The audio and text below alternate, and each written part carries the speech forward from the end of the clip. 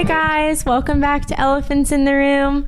I am here with Lexi. I'm so excited. This is one of my friends and she's like the sweetest. I haven't known you for that long, but I feel like you're just the kind of person that like when you meet, you just feel like you've known them forever and they're just like a safe person and really sweet and just kind. Same with you. So yeah, it's just so fun to like have people that, especially in LA, that you feel like, you know, are just genuine people and stuff. And I feel like I've had a hard time finding a good group of girls. So I love our little group. It's so fun. Amen. I feel like we all felt that way when we got together and spent time together in Big Bear. And then all the other times we've gotten to spend time all together, which is so hard to get that many adults together sometimes with everyone's schedules and lives. But it's so cool. I feel like everyone's always said the same thing, that they never expected to find this type of group of girls and support, and just especially in LA. Yeah, I forget that it all kind of started, at least for me in Big Bear. I know you guys have always been like friends for, you guys have all been friends for quite a while, right? A few years now, but it was me and Cover, and then me, Cover, Tabitha,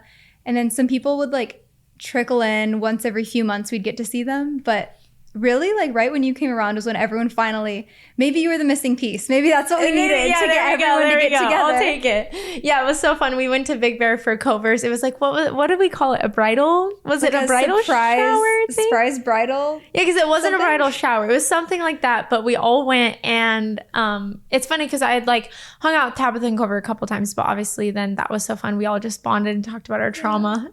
It was great. I know, it's easy to start on that topic when you go on a trip with someone and everyone's like tired and it's 3 a.m. and it's time for the deep conversation. Yeah, we all started talking about our relationship trauma, our church trauma, which is so funny because I feel like, I feel like we're all just similar in that way. So it's cool to see. But anyways, that's a whole tangent. Well, I'm so excited to have you on today. So Lexi, obviously you do it all. You do social media in all forms. You're amazing. You're so hardworking. That's one thing I literally noticed about you when I met you. So you're like, guys, okay, I'm going to go edit. I have to go do this. I'll be back. Like you were just so vigilant, but like, yeah, just disciplined and hardworking. And so you just inspire me. And you own a business as well. It's called, oh my gosh, why am I forgetting now? You just brought me them. Hugz. Yeah. So cute. She just brought me an elephant and a little cow, and they're the cutest thing. Coco loves them. So, you know. But yeah, you do it all. So cool. And so honored to have you on here and just get to talk to you about your life and share your heart. But yeah, that's kind of a little introduction of you. Uh-huh. That was a very nice introduction. Okay, wow, good. Thank you. Good. It's always like, wait, what's the right thing to say? Because I feel like in LA, everyone does everything, you know. But yeah, you're so good at what you do. And yeah, do you want to tell us a little bit about you, just who Lexi is, so we can get a little intro of you? Oh my gosh. You would think I'd be better at this after how many years I've been in the industry, but I guess I do a lot. I mostly specialize in content. For me, it's such a beautiful creative outlet, and to be able to give someone the gift of, laughing, smiling, crying, whatever that piece of content gives them, that's always what it's been about to me. And when I was in the hospital, that's the strength sometimes that I pulled from watching other people's content. I wanted to be able to like create that one day. So it's something that I love. I love meeting people that it's helped affect. And then having my mental health company is probably my biggest passion of all. But so awesome. Okay, so take us a little bit down memory lane. Like, where did you grow up? Tell us about your childhood a little bit, just so we can get to know you better. Oh man, let's see. It's hard. That's like a very general statement, but like, just kind of, where'd you grow up? Like, what was high school like for you? What did you want to do when you grow up? Like all that. I spent half my childhood in San Diego and then Bakersfield. And if you know anything about Bakersfield, you know that it is a very unique town. It is called the a-hole of California for a reason. Is it actually? That's so funny. It's a really funny mix of, we have farm, we have gangs, we have you got it suburbs. All. We got it all, like whatever you want to get into. But growing up was interesting. I definitely went through a lot of bullying and a lot of mental health struggles, thus has led me to where I am now.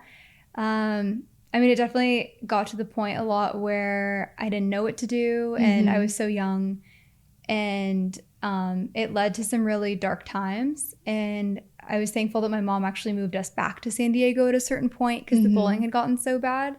And it kind of gave me a new chance to start over and try to make some better friends and Yeah. get away from it. And so I finished out my last 2 years of high school there. Things did get a lot better. I got to know a lot about Mormonism at that high school. Oh, fun. It was like mostly Mormon, which is really interesting to go from a high school where there were like stabbings to the Mormon high school. Religious high school. Yep. So culture shock once again. But yeah, I don't know.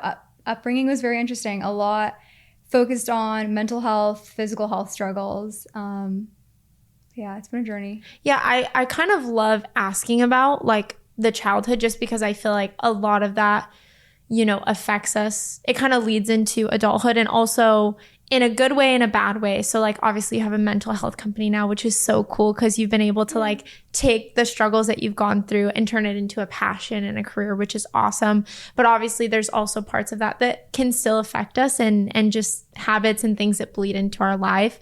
So you've obviously been really open about your mental health struggle on social media, on other podcasts. So kind of take me back to childhood and that bullying and all of that. Like, what was that experience like for you as a kid and facing criticism? And kids are so mean. Like, kids are so mean. So how did that affect you as like a teenager, as a kid? It's so hard because especially looking back and then looking at kids nowadays and realizing that you think you have the whole weight of the world on your shoulders, and you kind of do because your whole world is high school and friends and social life, and not being old enough to understand how to ask for help, to understand what that looks like, to understand how to deal with things. I mean, I'm still figuring it out and I'm mid-20s now, but it was really hard. I mean, my parents worked a lot. I didn't have any siblings. I have half siblings. Oh, so you're an only child. Yeah, I'm my didn't mom's know that. only, but I have 3 half siblings and 2 of them I'm just now getting to know in my 20s. But so that's up, really isolating. It was just me, you know, and I would go to school and the bullying started off pretty like, I'd say chill. It started off pretty light, you know, it was, you know, whispers here or there, or posting. Twitter became a big thing at that time. I mean, thank gosh we didn't have TikTok and all that stuff. I can't imagine. But, you know, it progressed to there being a Twitter page dedicated to me killing myself. And people throwing food at me in the hallways. People vandalizing my house, slashing my tires, like spray painting really nasty genitalia on my mom's lawn. And her having to clean that up so that I didn't see it because she knew I was struggling. And she knew I was struggling, but she didn't know how bad because I didn't know how to tell someone that. I don't know what it is about being a kid, but it's almost like you think you'll get in trouble or something if you tell your mom that you're depressed and hurting yourself. And I just wish so badly, because I still struggle with asking for help and I still struggle with reaching out and telling people like, hey, this is going on. I need someone to lean on. And I mean, maybe it comes from when I did try to lean on people when I was young, and they're young too, and they didn't understand. So they kind of left as if depression was contagious.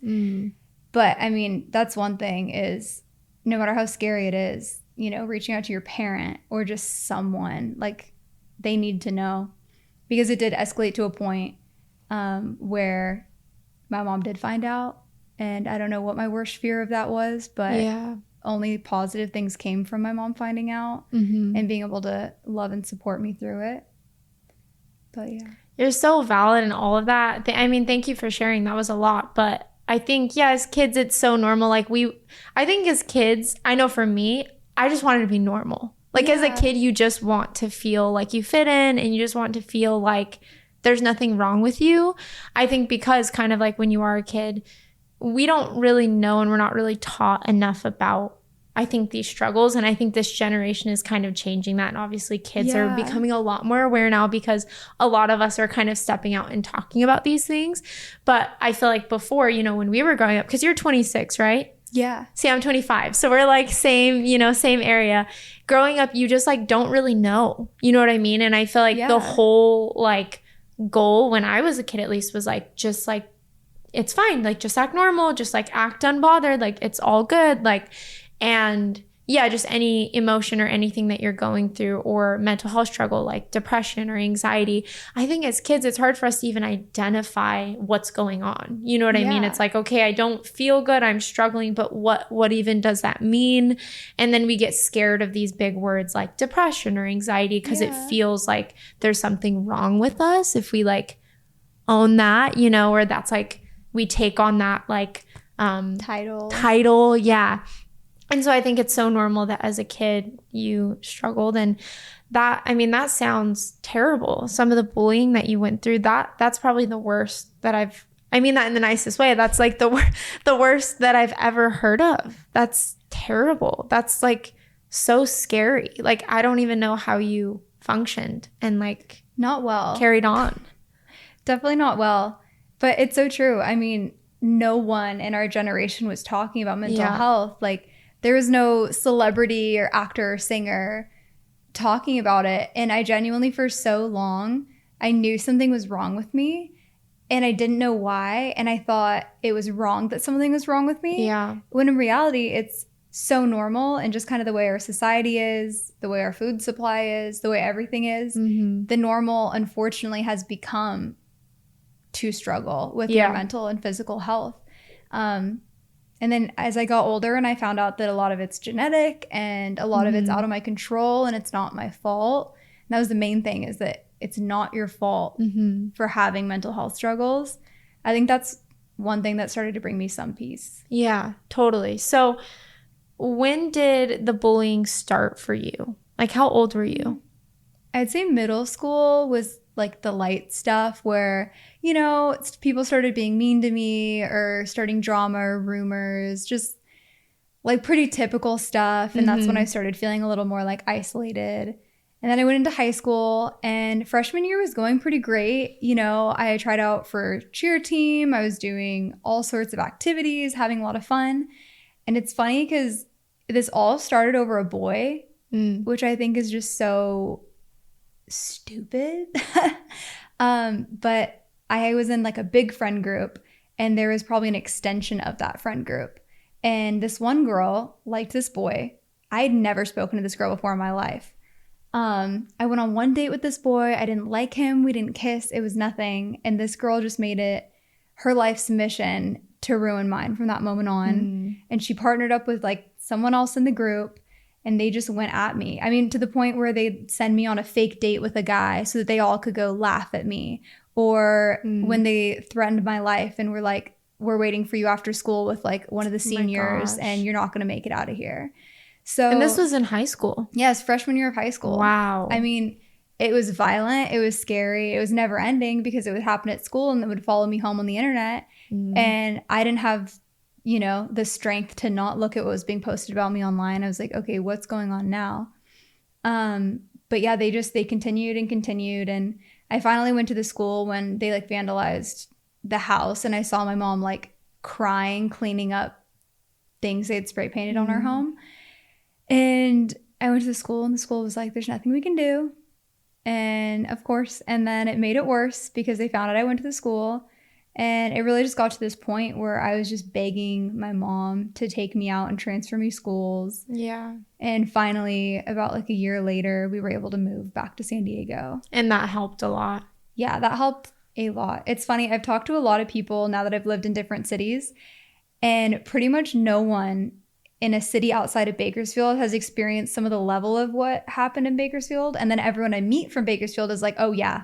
Wow. That's what happens in our town. So interesting. I don't know what it is, but yeah. It's so sad because I think like there's so many faults in the way that things work. And we'll get into so much more of it, but even in, you know, the food that America feeds us, like there's so many things that are faulted. Like the fact that your school didn't want to do anything about what was happening. It's like, these are like serious things that need to change, like systems that are just so broken in so many ways, whether it's school or, you know, doctors, like so many things, therapists, like there's so many things that need to change. And so it's really discouraging to hear you say all that, but it's also encouraging to see you here now and obviously speaking about it and trying to make a change. But yeah, it's just like, I'm like, of course, like a school would like be like, yeah, sorry, there's nothing we can do. It's like, what?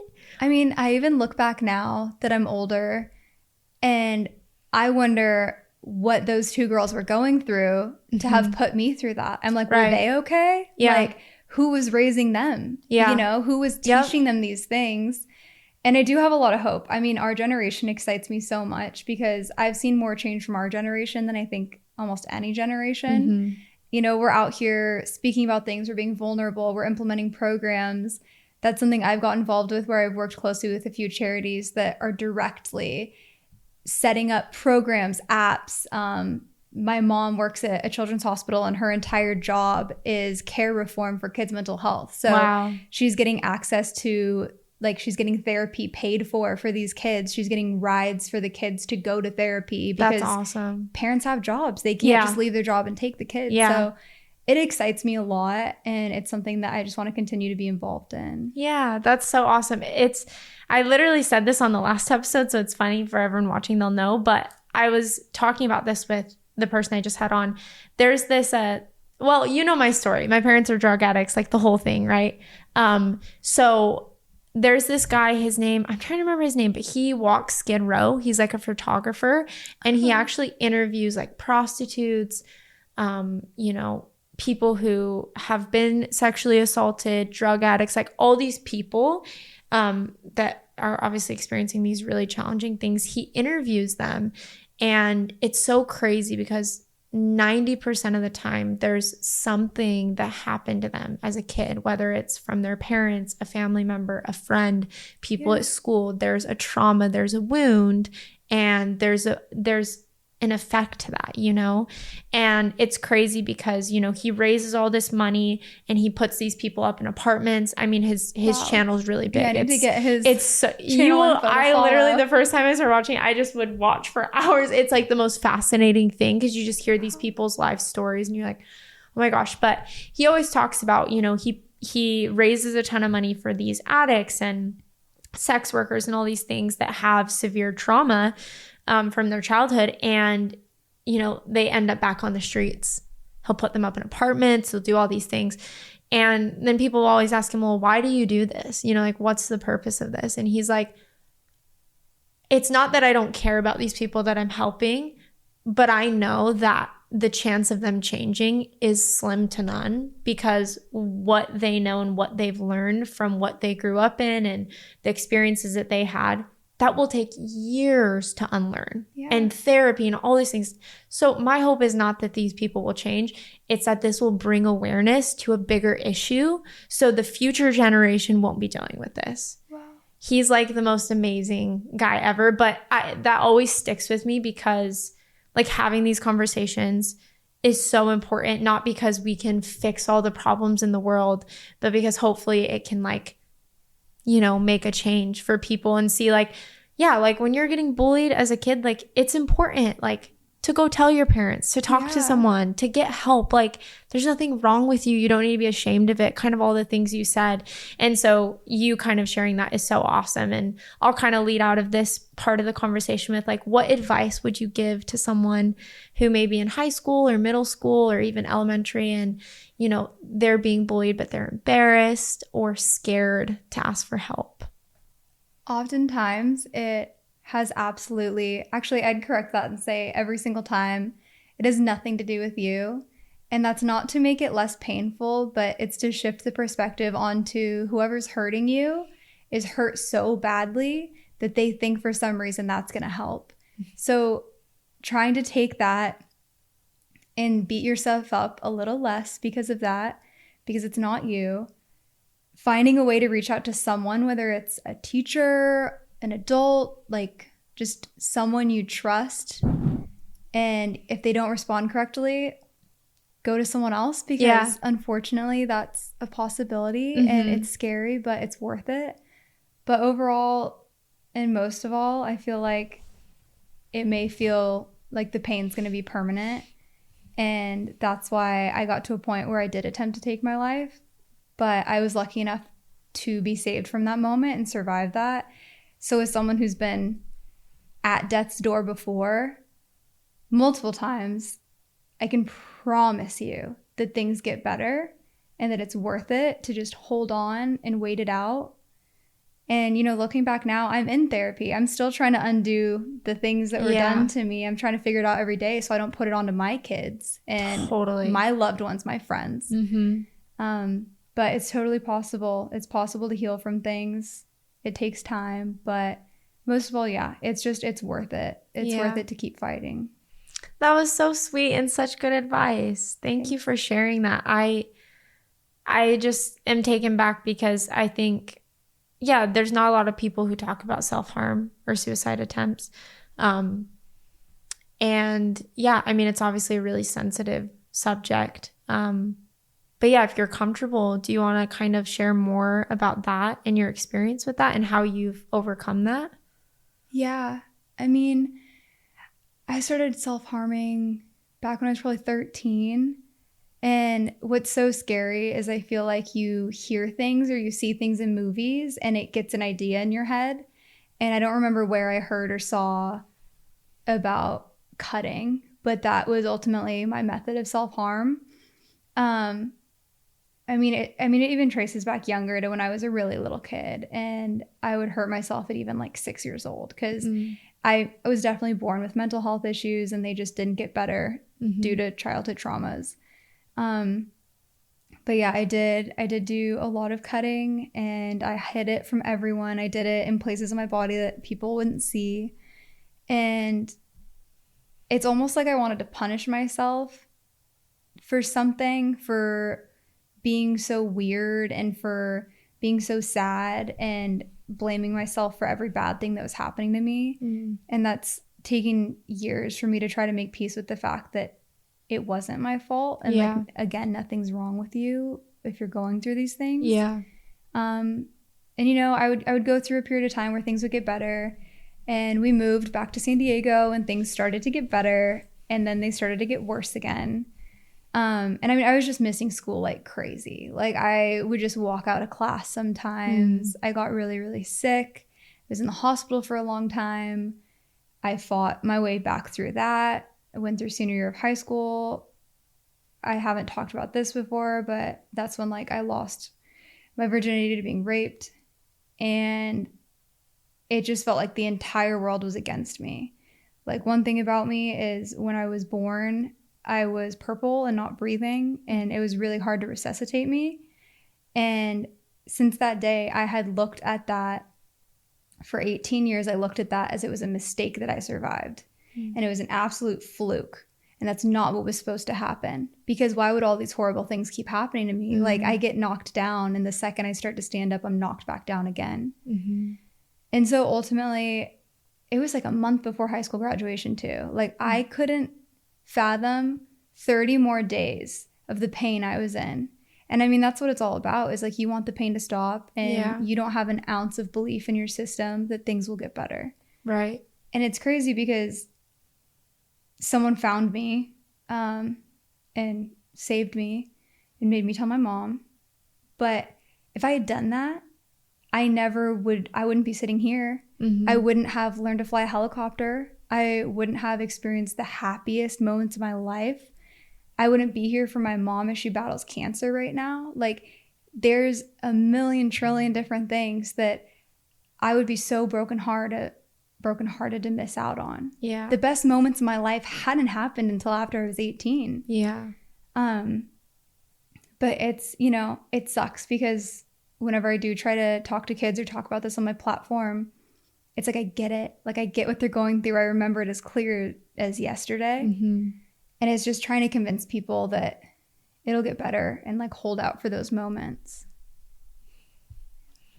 I'm just like so taken back. I know everyone watching this is just going to be taken back by not only your vulnerability, which is of course the kind of the theme of this podcast, but I'm so sorry that you went through that in high school, and I'm so sorry that your mom has cancer. I mean, you are just like such a survivor and warrior, and just like it's just so, I mean, it makes perfect sense. It's just so funny. Not funny, but it's like ironic to hear these things, knowing just how much of just a genuine, safe, sweet person you are, and just the way that when you come in a room, you're just like, you make people feel safe.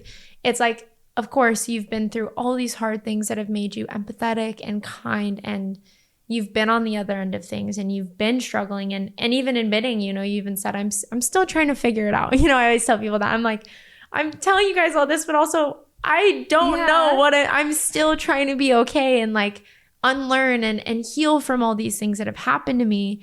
But yeah, I just resonate with you so much, and I'm so inspired by you. And I know everyone watching this is going to be, just inspired. And I hope that that what you're doing obviously makes an impact and is helping so many people in similar situations, which is so special.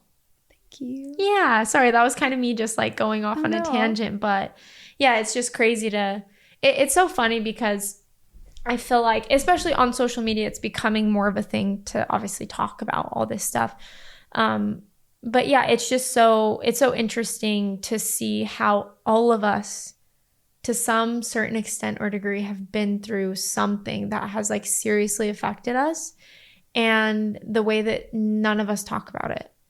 It's like, and then you get in a room and you talk about these things, you have these conversations, and you're like, oh my gosh, and so it's like we all share obviously different hardships and experiences and traumas, but it's special to kind of like be able to hear these things, and just, I just know on the other end, the people that are watching this will feel so validated in what they've been through. So it's just so awesome. I'm so inspired. Yeah.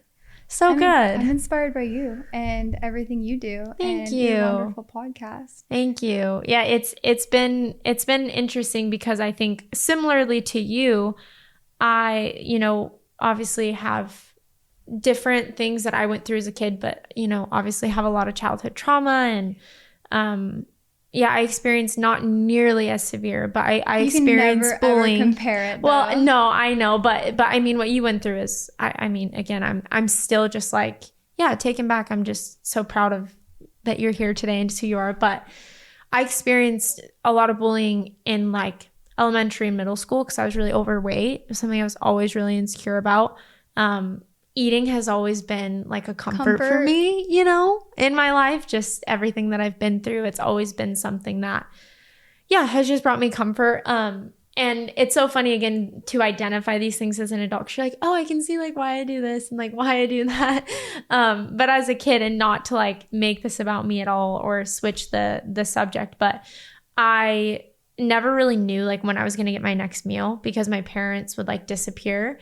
And so I had a really unhealthy relationship with food where either I was having like an excess amount of it. Like I was just like, oh my gosh, like my mom's taking me out to eat. We're doing this. So I would just eat everything and just be so excited, or I like wouldn't have enough food. And so I've never been good with like intuitive eating, or like there's a scarcity mindset around food that I've always had, So just trying to heal from that and heal my relationship with food. But it's just so interesting how the things that we go through as kids bleed into our adult lives, Oh yeah. We don't really realize it, I think, until we start going to therapy and start kind of understanding all these things. Putting the puzzle together. Yeah, you're like, oh, okay, wait, this actually makes sense. Like it all comes together, And I think it's sad because I think, unfortunately, it's so easy to like just go through life and not really realize that, until you hit rock bottom, kind of like you did, like when you were graduating high school and you had a suicide attempt. And obviously that was so scary. And that probably was like, I have to make a change, like I need help. Yeah. Like getting to that point. And that's kind of what I went through when I got divorced and I left the church. I was like, I'm like not okay and I need help. And I didn't even understand all my childhood trauma at the time. It was all kind of unraveling. You're so young too. Oh my gosh. Yeah. It's just crazy when you're like, oh wait, all this is happening and like, I'm not okay, but also then you kind of realize all these other things. But all of that to say, it's just, it's really important that I feel like we talk about how these things, affect us as adults. So I kind of want to go back to, high school. Obviously that happened to you and you knew you needed help. What were the steps that you took to make that change and to get the help that you needed? It's crazy because there's this guy, Kevin, who I love so much. He jumped off the Golden Gate Bridge and survived. Wow. And it's one of those things where if you look at the statistics, a very alarming amount of people who have attempted realized during the attempt they didn't want to do this. Mm-hmm. And it almost like kicks in your survival instinct. You're like, wait a second. No. Like, I don't want to do this. Like, I want to live. And I was very lucky that someone who I thought was at work and wasn't going to receive this goodbye voicemail received it and found me. But it just, you know, it really like it hit me like a flood of emotions, like everything I was going to miss out on. Mm. And I didn't want to miss it. I didn't want to miss my life. And I realized that wasn't what I wanted. It was whatever demon in my head. I don't know. I think of my mental illness as like the enemy, like the little like devil on my shoulder, you know, I'm like, no, I don't want that. So I was lucky enough to survive, and I would definitely advise never getting to that point. I don't want anyone to think like about that ever. Because man, did it feel so good when someone did save me. And when I woke up the next day and when I realized what it would have done to everyone in my life, though there were few people in it, you know, like my mom, like I literally cannot imagine. But from there, I definitely went to therapy, which I'm in again right now, working through all that. We love therapy. Working through all that stuff. Good. And it's so funny because I love therapy, but it took me so long to find a therapist I meshed with. So I kept like giving up and getting frustrated. But it's so worth it to find your person, like no matter how unconventional or how many people you need to try. Like, it's worth it to find that person. And then for me too, when I wasn't ready to do talk therapy, I found other means of therapy, whether it was horseback riding or beach time or something. Usually something active is like really good for me, like horseback riding. But I've actually heard other people say that. The horseback riding is like people say it's like one of the most healing things ever. Horses are one of the most therapeutic animals on the planet. Wow. Because of their prey drive, they read you like a book. Like they feel every emotion in your body. So actually when you're next to a horse, they can tell you a lot about yourself. Like, are you coming off as a calming presence and they feel safe around you? Or are you putting off like anxious energy, aggressive energy, whatever it is? But horses are used for therapy a lot now. And it's really, really cool. Wow, whether you're riding or working like with a therapist doing groundwork, it's something I would definitely recommend. It's really cool. But going to therapy, finding ways to finally reach out and ask for help from people.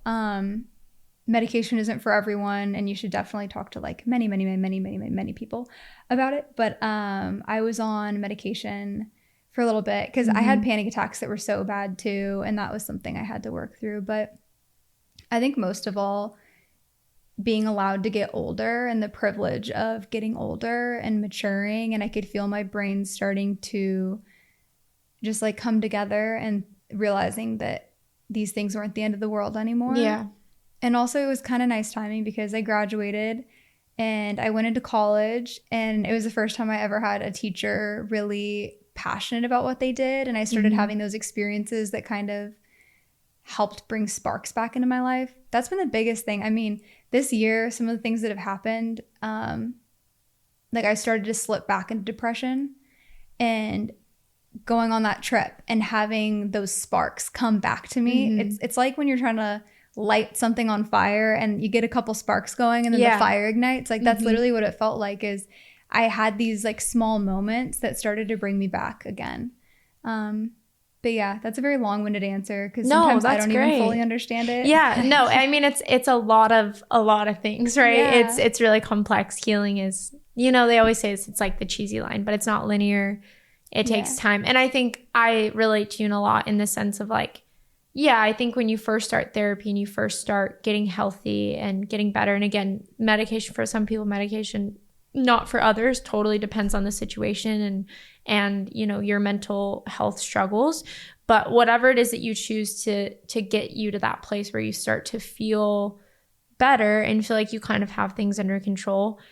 As I've gotten older, you know, because I started my therapy journey when I was 19, you know, now I'm 25.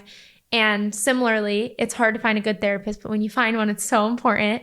And yeah, it's easy to slip back into some of those struggles and kind of feel like, oh gosh, I'm back at ground zero, or wait, I feel this similar feeling, being triggered by a trauma, whatever it is.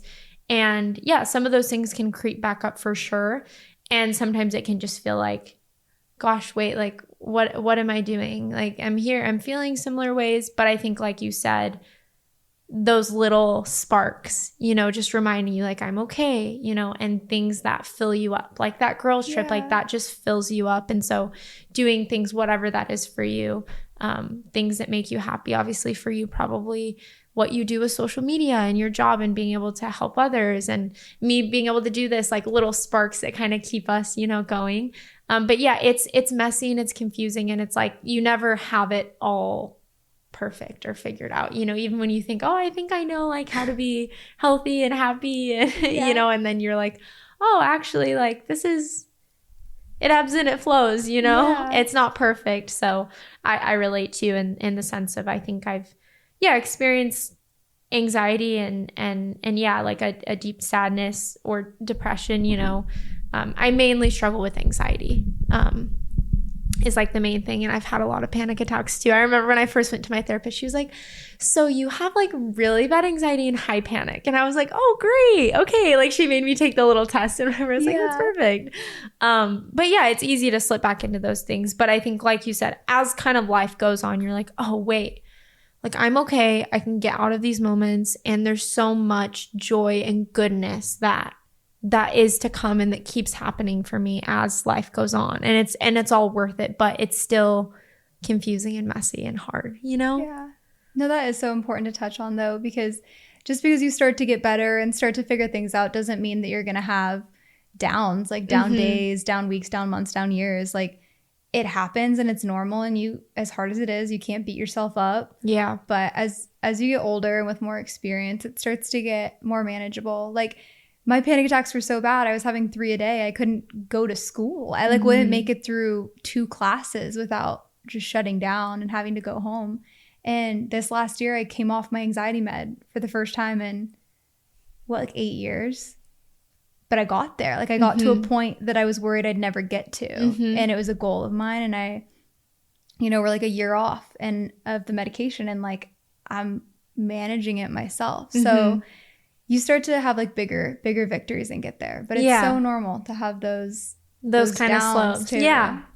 Yeah, I love that. It's so good. Well, I want to touch kind of, you talked a little bit about it, your health. I know obviously you've been going through something recently, but you said that this was something you even experienced, things when you were younger. You said you were in the hospital. Was it because of health reasons? Yeah, when I was 17, I got really sick. It started out with like an infection, and then I have something called ARFID, which is avoidant restrictive food intake disorder. So I also have a really bad relationship with food. It's getting better. But I'm scared of most foods, and then most of all, I have emetophobia, which is the fear of vomit. So I was feeling really sick from these medications and just getting sicker and sicker. And while I got sicker, I was, scared to eat.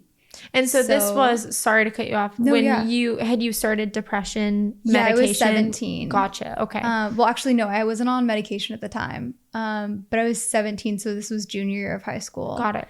And I basically like completely stopped eating because of how sick I was. And I mean, it got to the point where it was like a cracker a day was all I was getting in. And I was dangerously underweight. And like I was 17, I didn't understand how important it is to eat food, and that not eating food does kill you. And so the infection mixed with me not eating landed me in the hospital. And also being that malnourished and starved started to send me into a heart attack and a stroke. And luckily I was in the hospital when that started happening. It also had me develop a panic attack disorder, full-blown panic attack disorder, because they do studies, and a torture technique is literally starving people because it creates insanity in the brain. So that's something I can't express enough, is feeding yourself. So I was in the hospital for a while. They put me in an eating disorders unit, which I didn't understand, why they made that decision at the time, because I sat through group therapy a lot, and the girls would tell stories about how they would make themselves vomit. And I would just have panic attack on panic attack on panic attack because like I don't want to listen to the vomit stories, and I was just freaking out and spiraling. But I was in the hospital for a while. I was an outpatient for a while. And finally, I was able to get help by going to someone who specialized in emetophobia and ARFID. And I was able to get help. But the medication did help a lot to bring the anxiety to a level where I could like challenge it. And then now I'm like handling it myself. That's awesome.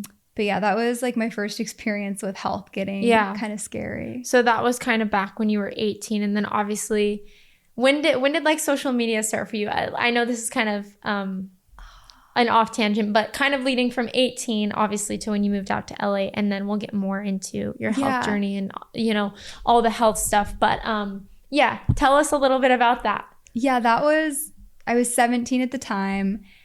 I graduated high school, and right after I graduated, a couple of my friends were really interested in photography, and they were like, hey, can you like model for me? And I'm like, I don't know how to do that, but sure. And so I started doing like creative, fun photo shoots during that era of Instagram, like 2016, 2017, posting them on Instagram.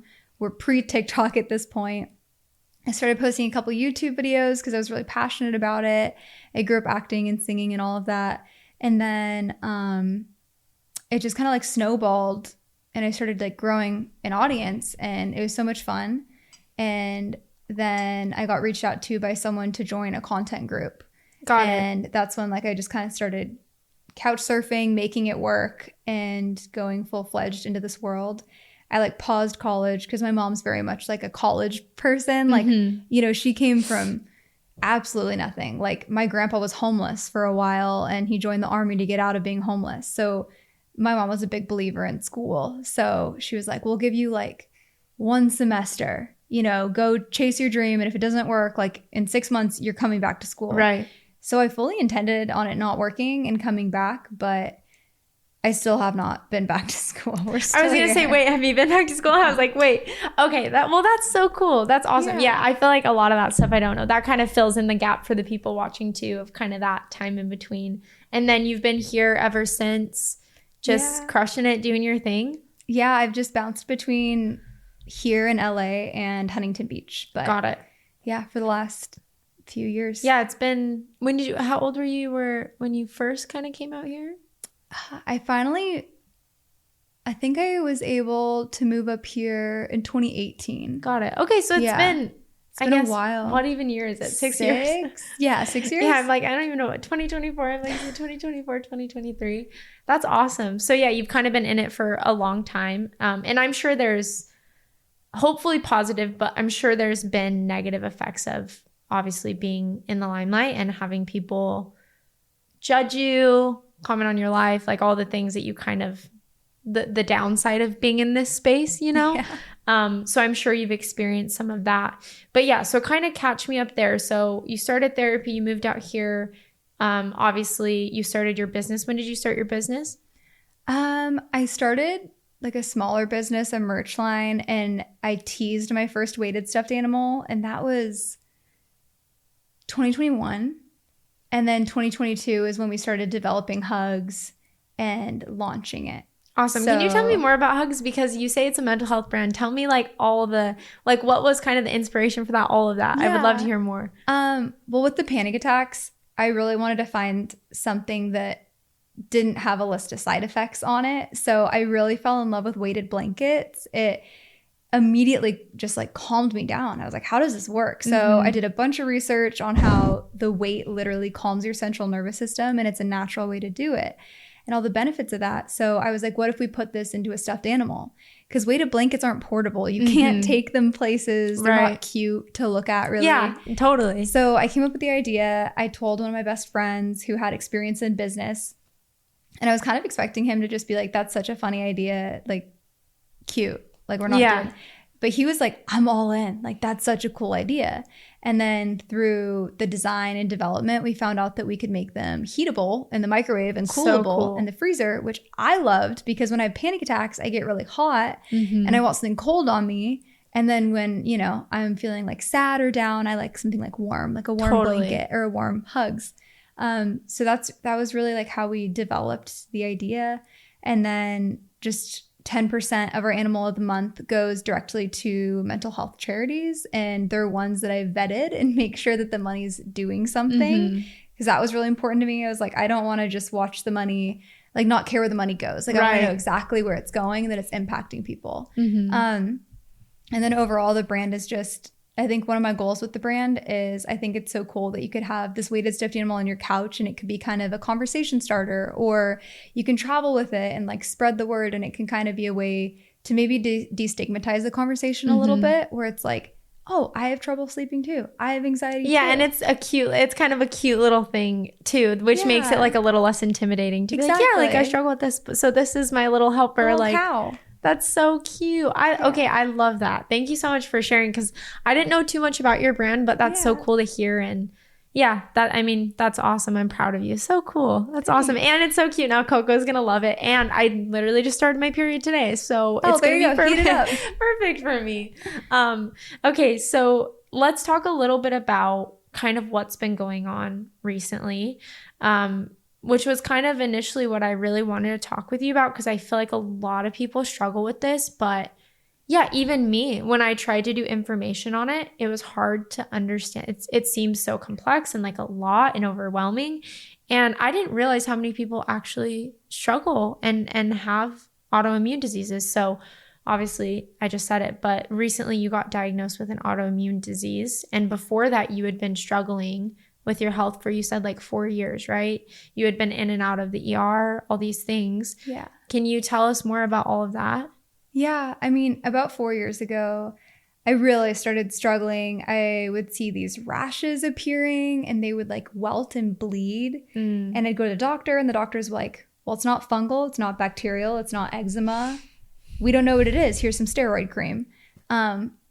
Which like will play into the story later. But I started developing these symptoms. I was so tired that I would sleep 12 hours at night, and then I'd need a 6-hour nap during the day. And I didn't even like do anything to push myself very hard. I started like gaining weight uncontrollably. I was working out 5-6 days a week, doing Pilates, boxing. I hadn't changed my eating habits, and out of nowhere, I just gained all this weight.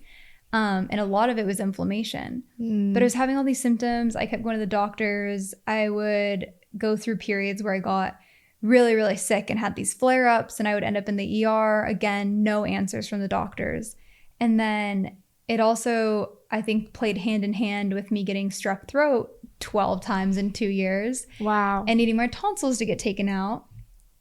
And then finally this year, thankfully, my mom does work in a hospital, so she kind of sees a lot going on in the medical community. And she was like, hey, you know what? It looks a lot like this is inflammation, and I think something's going on autoimmune related. She was like reading some books. And so we looked into it. I had some blood taken. I had an inflammation urine test, a handful of things. And sure enough, like my ANA came back positive. My inflammation was off the charts. There was like a color chart of like clear as no inflammation and like different shades of pink. And mine was like darker than the darkest shade. It was like bad. My cholesterol was like 3 times what it should be. My like bad LDL, all of my levels were coming back concerning. My heart and my liver being the most concerning. And then we found a program that we were able to get me into where it really is food as medicine based. And I'm 2 months in now, and one of the hardest things I've done, but it has made the biggest change in the entire world. And it sucks because I don't want people to think I'm like a conspiracy theorist, but it is factual. And I've now devoted so much time and energy to research that most of the food in America is straight up poison. Yeah. 1000%. Ultimately, what caused this was what I ate mixed with stress, because I loved to work myself to death and stress out. I thought it was somehow impressive that I was killing myself doing what I was doing.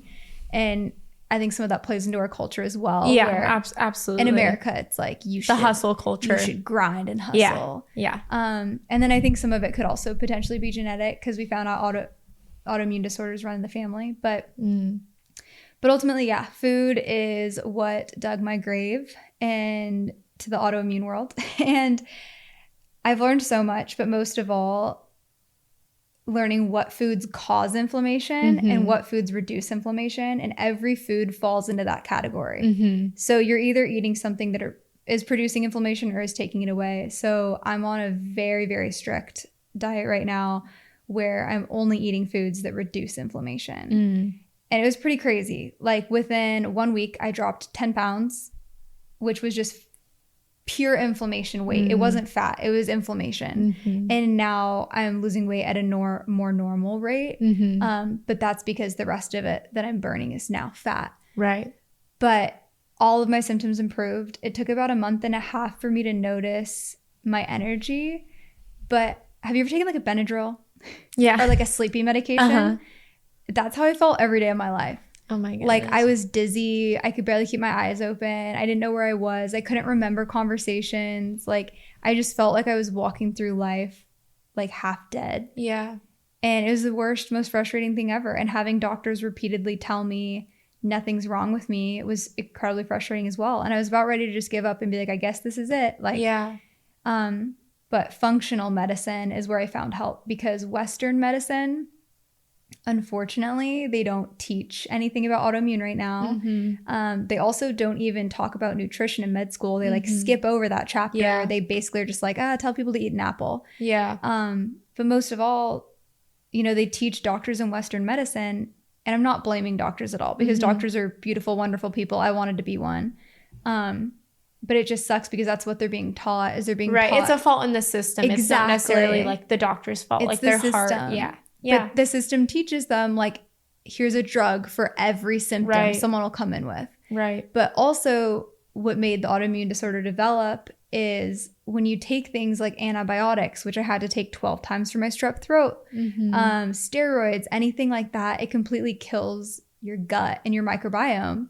And I have leaky gut. So my gut is literally leaking bacteria into my bloodstream, making me even sicker than I am. So it was such a compound effect of everything, but it is unfortunate. And I think this is one of the things that we need to change. Yeah. Is we need to not accept that the country is poisoning us to make more money. And we need to not accept that med schools aren't teaching new things. It's like, if you're telling me for basically free, or this cost of whatever you eat every day, because it's not more expensive to just eat cleaner.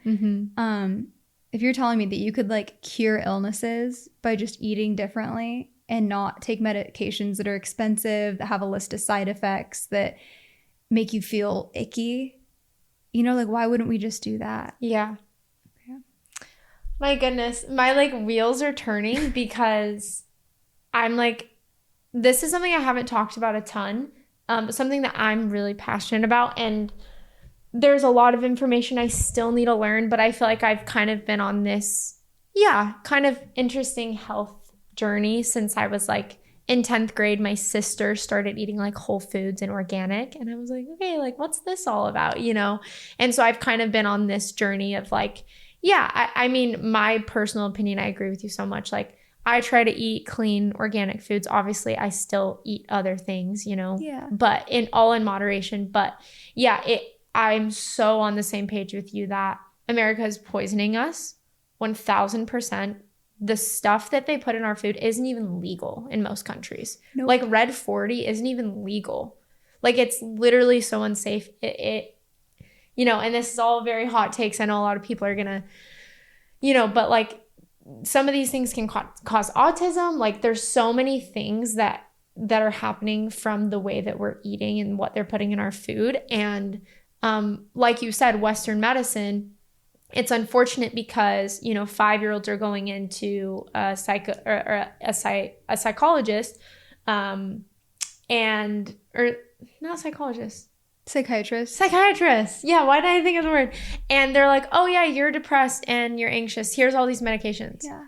And it's like, okay, like let's slow down. Like these are all serious things like mental health, physical health. And we're missing the mark so much because the common knowledge that we know is like, oh, go to the doctor and they'll help you and you'll be fine. And unfortunately, again, there are a lot of good, amazing doctors out there that want to do right, Absolutely. but they're not getting the proper training.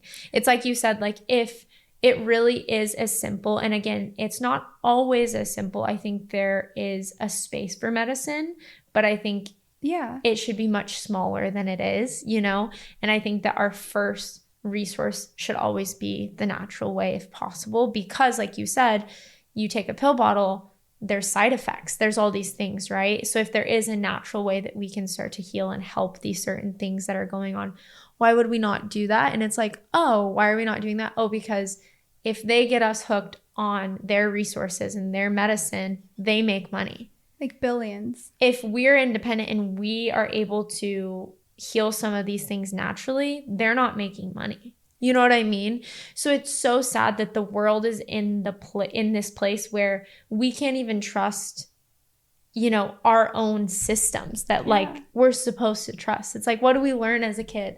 Oh, trust your doctor. Exactly. Like why would you question them? Yeah. And so it's like, then you start to realize like, oh my goodness, like, you know, I can't even, you know, like you said, you were going to doctors for 4 years and you got no answers. You know what I mean? And again, not that that's necessarily their fault, but there's such a fault in the system. And it's so encouraging to hear you say that since you've been, you know, on this new anti-inflammatory diet and lifestyle, that things have gotten better for you. But yeah, it's something that's just not talked about because I feel like it's kind of this like weird taboo thing. People don't want to talk about it. And kind of like you said, people are always like, oh, are you one of those people who thinks like food heals? And like, you know what I mean? Like there's this weird stigma. There's so many stigmas around it. I mean, the thing is though, is it's cold hard facts. Like it's cold hard information. They shove so many chickens in, and I eat meat. This isn't me telling people to not eat meat. So it's not even coming from a biased point of view, but they shove so many chickens in a room that they like cut each other and bleed and cause infections. So they started pumping all the chickens full of antibiotics. Well, when you eat that, you become antibiotic resistant and you have all these drugs pumping through your system, also causing your gut to potentially leak. So there's so many resources out there. I mean, even just going to another country and seeing how they live and how clean their food is. How you feel like when I go to Europe. They have. Oh my gosh, it's crazy. I will eat. And like when I'm here, like again, I try to eat from like organic produce, you know, from like safe grocery stores, all these things. But it's sad because even some of the like nicer grocery stores like spray their fruit with the pesticides and stuff. The fruit wax, like Whole Foods. Now they put wax on all their fruit, which is so unfortunate. But it's crazy because you go and the food just like you can eat anything. And it's like you feel amazing. Oh, I mean, you know, if you're ever in Europe and you're staying in someone's house, their fridges are so small because they go get fresh food every couple days. That's why there's a market on every corner because they're not putting all of these preservatives in their food. You don't go to Costco and stock up for a month. Like every couple of days, you're going to get fresh food. And I mean, even just tracing it back to how we lived years ago when we're living in villages, it's like, what were our bodies meant to do? Well, we were meant to get sunlight. We're meant to socialize with other human beings. We're meant to eat food. And even that kind of breaks down to some of the things I do today where it's like intermittent fasting and the way I eat. Even those things I am playing into like what we were meant to do and what we did for thousands of years before things changed. But I think so much of it boils down to just how we treat ourselves and looking at as who we used to be as a society. And it's like now it's hard to socialize, to get sunlight, to get exercise, whereas that used to be our day to day. Now we're all inside on our phones, eating all of our preservatives and GMOs and you know, all these food dyes and gums and all these like inflammatory things because that's in all of the food. It's crazy. You even go, I don't know, have you ever heard of the app Yuka?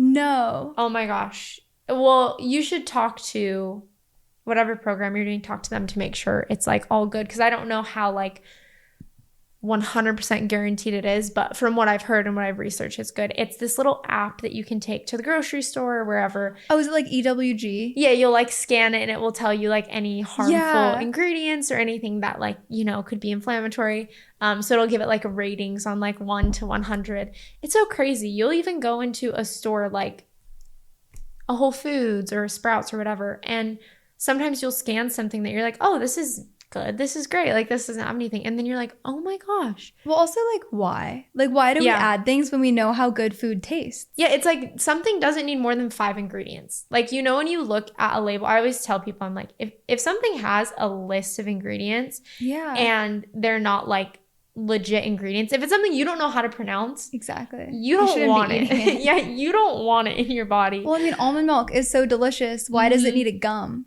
Yes. Okay. This is so funny, guys. So I've been making homemade almond milk, if anyone knows. And it's because obviously there are some brands like almond milk. That's what I use. Brand. Yeah. Like that brand is awesome. It has like 4 ingredients: salt, almonds, water, and then something else. Or maybe it's only the 3. But yeah, so there are some brands that actually just, you know, use those. But if you go to any of your local coffee shops, Starbucks, wherever, they're using Oatly, they're using Silk. And if you actually read the ingredients in the almond and the oat milk, it's sunflower oil, gums, preservatives, like hardly even, I mean, the main ingredient is like hardly even the oats or the almonds. Yeah, it's not even in there. Why is there all this crap in this? Like, what is happening? And so there's this big like, oh, nut milks are better for you. But I'm like, they're actually worse for you unless you get them with cleaner ingredients. So I've been making homemade almond milk. So I made Lexi some, so she's going to try it. But it's crazy, like you said, like, why are we not going back to kind of the way that things were when we look back? Like, people were making their own bread. They were making these, like, their own things. And the source and the quality matters so much. You know what I mean? So it's just crazy because I feel like that, like, people know that, but it is kind of a rabbit hole, and you probably agree with this. Like, once you start getting into that space and researching and learning about it, it's like a lot. It is a lot. Like, you start uncovering a lot of things, and so it's like it can be overwhelming for people. I mean, I joined this program, and it's a wonderful, amazing doctor. He has some great books and resources. His name's Dr. Will Cole. But they sat me down and they went over my numbers with me, and they're like, I mean, at this rate, you're looking at heart disease and cancer, you know, in a few years. Like, that's how bad my numbers were getting. Like, that. Like, I'm a 26-year-old girl. Like, I exercise, I take care of myself. Yeah, you're like, I shouldn't be in this position. I shouldn't be facing these health issues. But they sat me down. They're like, okay, well, for the first 30 days, you're only allowed to have cooked vegetables and bone broth. And you can't even have every vegetable because you can't have nightshade vegetables. And the next 30 days, I got a few more foods back. But ultimately, I've completely cut out gluten, dairy, most oils. I literally only have olive oil now, nuts, seeds, nightshade vegetables, sugar, caffeine. I just brought matcha back in, but almost everything. I mean, I literally make everything at home too. And when I try to go out to a restaurant and I ask them to only cook with oil, I wake up with a rash the next day, which is also crazy. But it was a lot of information. They sat me down and I cried, and I took a few days to grieve the fact that I was at the time 26. I'm a 26-year-old that has to make these insane life-changing choices to save my life. But the way I feel right now, and the fact that it's actually given me my life back in a way that I didn't know was possible, and even just helped me to love my body more, because I gained 30 pounds. And I exercised so hard, and I ate so strict, and I was doing all the things the internet told me to do and the trainers told me to do. And I was getting so frustrated because the weight wouldn't come off. And the weight wouldn't come off because it was inflammation, and I had to heal my gut. Yeah. And so that's the thing too, is it just, my heart goes out to everyone else that's struggling with that, and they don't understand why the rashes won't go away, why their energy won't come back, why the weight won't go off. And I mean, a lot of the times it's like, well, actually, all of the time we have to look at the gut, and what's going on with what we're putting in our body. And it's hard. Like, it's really hard. Yeah, I mean, that's a lot. That was probably really, discouraging. And like, there was a part of you that probably had to grieve, you know, the sense of like just being able to eat whatever and kind of do whatever and not have to stress about that. And now obviously you've made these like really, really intense changes, but it seems like it's really paying off, and that you're feeling better and you feel like just happier and yeah, just like you can function and have energy and all these things. So that's encouraging to hear, but it is crazy to think, just all that. I even feel like I've been experiencing some of that. I've been trying to find a good holistic doctor here. It's been really hard to find one. But yeah, just checking my gut, all these little things, because it's sad that we kind of, in general, and this ties back to kind of everything we talked about, mental health, physical health, all these things, we kind of have the world against us. It sucks. It's like the information we feel like the people that we're supposed to trust, the resources we're supposed to trust, a lot of times we can't. Like with therapy, people try therapy and there's some really bad therapists. And then they have a negative experience and they're like, okay. And the school system, how that's set up. Like there's so many things and ways that we're not set up for success in this generation. And it's a lot to like figure out, to be like, okay, wait, actually what I learned about medicine and health isn't what I've that's not actually true. And, like I can't always actually trust a doctor, or they're not always going to be able to fix it. All these things that there's just so much information I feel like that's being withheld from us because it's keeping us sick mentally and physically. And that pays the bills. That makes the country go round. But I mean, so sad.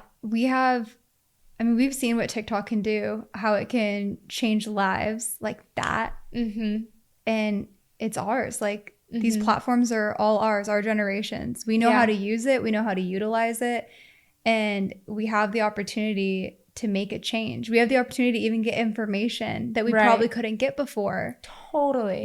We have so much more going for us that I think we really have such a beautiful opportunity here. Yeah, so much honesty and transparency, which is cool about TikTok. Like you said, it's like it's run by people. It's not run by the government. It's not filtered, which is interesting and plays into how it's trying to get banned, the whole thing. But yeah, it's cool that we have a space where we are able to share information that's really important. And it's crazy too how, you said this, like, honestly, it's going back to the basics. It's going back to the way that people used to live. Like they ate the things that were on the earth, like meat and vegetables and things that grew from the ground, right? Like that's what it all started on, right? And sunlight. And, now we're in this kind of artificial world where everything is, made in a lab. And even, our phones, it's like there's so many things that are used to control us. When, again, back in the day, it was like you hung out with your friends. You probably knew 300 people in your whole entire life. And, you ate your food from your farm and like, all these things are your garden. And now it's like it's just so different. Like the government and the world is lying to you. And it's sad. It's so sad. But I love what you said. It's really encouraging that there's people like you and there's people getting on social media and talking about these things and hopefully bringing information. But it can all feel overwhelming, I think, because there's so much information. Yeah. Have you ever like researched something and then been like, oh, like it's just too much? Like you get in a rabbit hole on TikTok. All the time. Absolutely. I mean, with this too, before I figured out that it was autoimmune and leaky gut, I was in such rabbit holes where I was like, I guess I'll try like apple cider vinegar or poppy or like, yeah. All those like weird fads or whatever advice was on TikTok that day. But I finally found the right direction and the right rabbit hole to go down. And I don't know, it almost makes me angrier as I go down it because I'm like, how are we going to help these people? Like, what are we going to do? Like this generation that's just now being brought up, like all of them are looking at diabetes, cancer, all of these heart issues because like the food has continued to get worse. Like, did you know that ranch, I always forget what it's called, but there's a specific thing they put in ranch as well as some other dressings that's as addictive as cocaine. They use it to hook you. It's like insane. It's so crazy and it's so disgusting and it's so infuriating, but I just want to like use the anger to fuel me to help. To make a change. And I always tell my friends, I'm like, hey, like if you ever want gut advice, like I got you. You're I know, like, let me tell you about everything it. Now I had to pay for this program, so let me give you the information. I know. I'm actually so curious about the program because, yeah, like I said, I'm kind of into all of the health stuff, and like I do dairy. I didn't do dairy for a long time. I did first I started with macros, and then have you ever heard of Medical Medium? No. He was it was like this big fad forever ago, but he was the celery juice guy. He was like, oh, drink celery juice on an empty stomach. Like, you remember when that like blew up? It was like a big thing. So he had this whole like anti-inflammatory diet, and it was like no, it was like no PUFAs, the certain nuts or whatever, no dairy, no sugar, like all these things. And so I like did that and drank celery juice straight for like 4 months. I've done like all the things. I was like kind of vegan for a second, but now I think obviously like quality matters so much. So I do raw dairy now. So I do raw milk, raw cheese, raw butter. Way better. It's crazy because I literally could not do dairy before. I would have milk or ice cream or anything, and my skin would break out. I would get headaches. Even sugar sometimes will still give me headaches, but I'm a little addicted to sugar. It's bad. I feel you. But yeah, I would get really bad headaches anytime I would do dairy. Like, I would get constipated, all these things. But for whatever reason with the raw dairy, I am fine. Well, it's probably all the things they add to the dairy. You know what's so crazy is, on like a slight tangent topic, with autoimmune, you're also supposed to only really use clean products, like cleaning products, makeup, skincare. Yep. So I switched everything in our house to Branch Basics, cleaning products. My boyfriend has allergies so bad. He has like scabs in his nose that bleed. He can barely like go a second without like rubbing. Like, he was miserable and had been to so many doctors. Like 2 days after I switched all our laundry detergent, all our cleaning products, he has not sniffled since. He's like completely cured. And we're like, that's so weird. Maybe it's a fluke. We go on a trip and stay in an Airbnb. The second he walks in the house, it all comes back. Wow. So, I mean, it even just comes down to like the cleaning products, what we're putting on our bodies, what we're putting around everything us. that we consume. Everything. Yeah. And it's actually super affordable, especially Blue Land is even more affordable. But it's like $4 to refill an entire like cleaning product. I'm pretty sure that's cheaper than the Myers on the counter. Oh yeah. I've seen Branch Basics before. I love 7th Generation. I don't know if you've ever heard of that. That one's really good. And that one's so affordable too. So yeah, not bad at all. It's, there's such a misconception that to make these changes, it has to be so expensive. And some things like organic fruit, yes, is a little bit more. But I would challenge you to think about how much money you'd have to spend on cancer treatment, heart disease treatment. How much money would you spend to get your life back, to like go back and have had enough energy to live your life to the fullest? Yep. So that is what I would like challenge people to think about if they're struggling with figuring out how to balance affording the groceries. And it is balance, And it is expensive to eat clean and like to eat organic, but at the same time, like you said, you are investing in your health and your future. And it's like a lot of the things that you do now, kind of like your doctor was saying, like, in the future, this could cause cancer, all these things. So you're preventing and kind of you're paying for that preventative work in the future that you would have to pay for. Yeah. And it can feel overwhelming, but I think starting small. It's so funny because I kind of, when I met David, he like obviously didn't like know anything about like clean products, all these things. And so I'd be like, you need to eat organic and like, don't use that potty wash. Like that has this. You're like, I want you to live forever with me. You gotta make some changes. It's so funny, but it feels overwhelming, but you can start small and like slowly start going over. Even like makeup. It's so funny you say that. I have really bad, perioral dermatitis. I don't know if you've ever heard of that, but I'll get like a really bad rash around my nose, under my eyes. I've gotten it since I was like 14. Ouch. I'll have like flare-ups occasionally. So like the stuff I put on my face has to be so clean. Like I can't use really any face washes. Like I use my sister's brand of skincare or the skin balm. It's like bison tallow. And then I use clean makeup because I literally cannot, like if I use anything, if I put like Maybelline on my face, I would like break out in the rash. I've noticed too that when you start healing, like I've been healing my gut and healing my skin, everything, I'm now super sensitive to it. So, I sprayed perfume on myself the other day, rash. So it's like I have a really good indicator now of like what I can and can't have.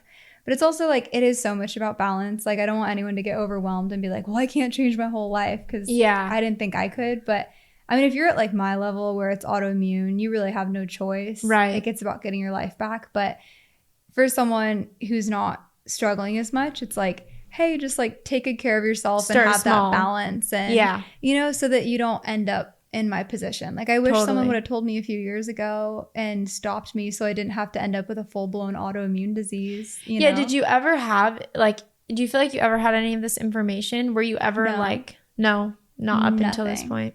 I mean, I didn't know anything. And like, my mom works in a hospital. Like, I have resources that I'm so grateful for and so sad that other people don't have. I'm like, I figured out half of this because I have hospital resource. Like, she was able to talk to other doctors in the hospital and start to kind of piece things together. Right. But I'm like, how else, you know, are we able to get some of this information out there? And so that's why I'm like, well, at least on social media, we can talk about these things. Which is so cool. I'm so proud of you for talking about it. And I'm honestly like, I kind of want to get your doctor's information and get more of the program's information. Yeah, I actually have a doctor here I'll tell you about too. Who is she, or is he's not like 100% holistic, but he's a lot more on that side. Yeah. That's awesome. So cool. I kind of wanted to ask you, do you feel like when you got the diagnosis and obviously you've started to heal, do you feel like it's improved your mental health?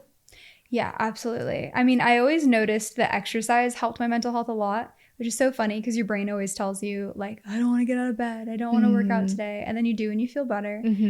But the eating, I mean, the fact that I've been able to come off an antidepressant that I was dependent on for so long, and I haven't had to take a single anti-anxiety med since then. I've been able to manage my panic attacks. I actually, like, knock on wood, I haven't had a panic attack since I changed my diet to this clean eating.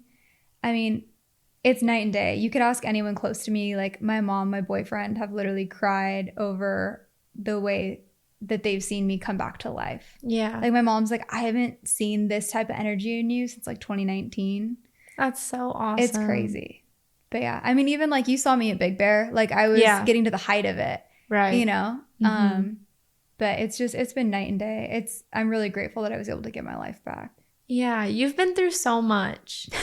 You've been through so much. I'm like sitting here, I'm like reflecting on everything we just talked. I'm like, you've been through so much, but you're so inspiring and so strong. And I'm so thankful that you came on today and talked about all these things and, you know, talked about some of your mental health struggles and what you went through as a kid and, you know, now leading up to now and some of the successes and wins, but also kind of just how sometimes life always has something, you know, that there's always things being thrown at us and we have to like figure it out. And I'm sure you can relate to this, but being in our mid-20s, which is scary to say, isn't it crazy when you get there and you're like, oh my gosh, I don't know where the time went.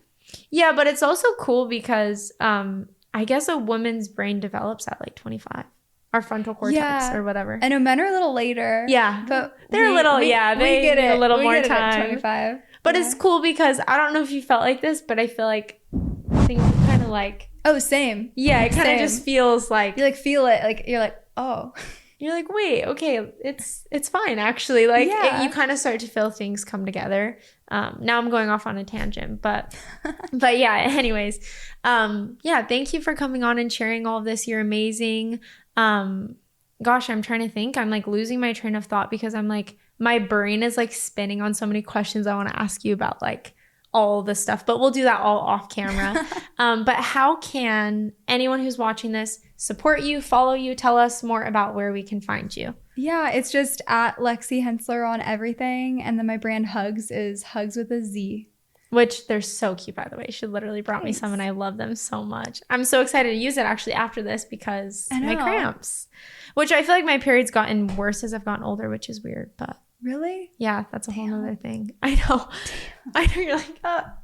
Anyways, well, awesome. Well, thank you so much, Lexi. Thank you guys, so go much. follow her, go support her, go get a Hugz. And thank you guys so much for watching and being here.